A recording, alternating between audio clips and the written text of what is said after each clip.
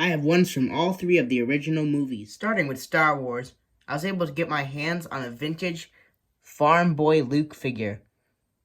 Missing his lightsaber, though. I have the blonde hair variant, but he also came with a darker tone of hair. I also have C-3PO and R2-D2. His head doesn't click, and his sticker is pretty tattered. My dad recently bought me this Han Solo. Just look at the size of his head, though. Princess Leia, another key figure, came with a vinyl cape. Unfortunately, when I got mine, it was ripped. Ben Kenobi's missing his entire cape altogether, as well as his lightsaber, so he ends up with this weird bow-legged stance. My poor Darth Vader has seen a lot. He fell off a shelf and his torso cracked. That's why he had to be glued back together. He also has a custom-made cape, which was made by my Nana. Missing his lightsaber as well. Of course, to protect Vader, we have two stormtroopers, along with their blasters. These guys now fetch a high price because of people who army build them. The 200-year-old Wookiee Chewbacca is a must-have, complete with his bandolier. Boba Fett, perhaps the coolest figure in the entire Kenner line, came with one of those weird Imperial blasters and a jetpack that didn't fire. This guy, called Death Squad Commander, was later renamed Star Destroyer Commander.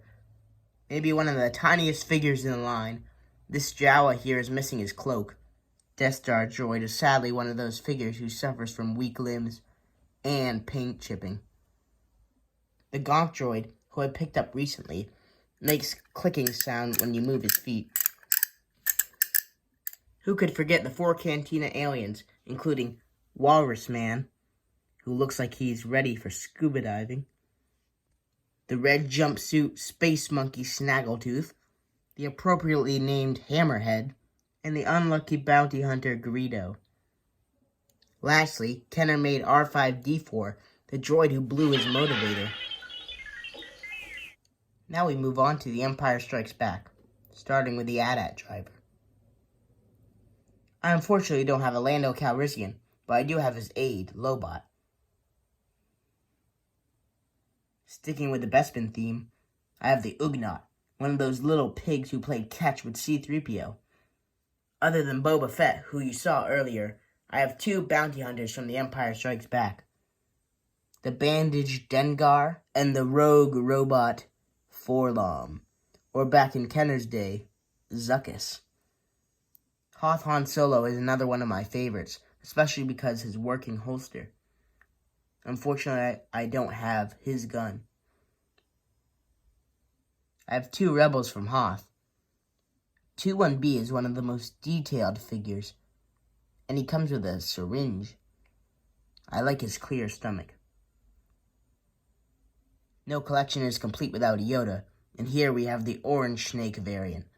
He's missing his belt, but he does have his cane. Whoops, here's one I missed from Star Wars, the Sand Person. His arms are specifically made so he can hold a staff above his head in that famous scene. Now onto the Return of the Jedi figures, starting with Jabba's cronies. Squidhead was Jabba's accountant in the new canon, but this blaster may say otherwise. This is Bib Fortuna, Jabba the Hutt's right-hand man. Just look at that face, though. Fun fact, in one country, he came packed with a Colgate toothbrush, even though he has the worst teeth in the whole entire line. This guy doesn't really put the action in action figure, but General Maydean is good for rebel briefing scenes. I love this Admiral Akbar. Just look at his smile. I love how his hands look like a crustacean's. Klaatu and Weequay are more of Jabba the Hutt's cronies. One of the coolest vintage pieces I own is this Max Rebo, complete with his keyboard. And the best part is I found him for only $1. Unfortunately, his color has faded on his arms and his head, but he still looks great. B-Wing Pilot is my only Rebel pilot figure, and Nien Nunb is a really good sculpted one. Look at his face. I like the skull cap he wears, and how his suit almost looks like Han Solo. Finally, to round off all these figures, I have Jedi Knight Luke Skywalker, missing his cape and his lightsaber and his blaster, but still cool nonetheless. That's all for the figures, but I do have some vehicles to show you, including the Rebel Armored Snowspeeder. It even has the little harpoon gun that they use to fire the tow cable around the AT-AT's legs, and has 2 seats for a pilot and a gunner. The X-Wing is another great ship. It may have a little bit too much battle damage, though.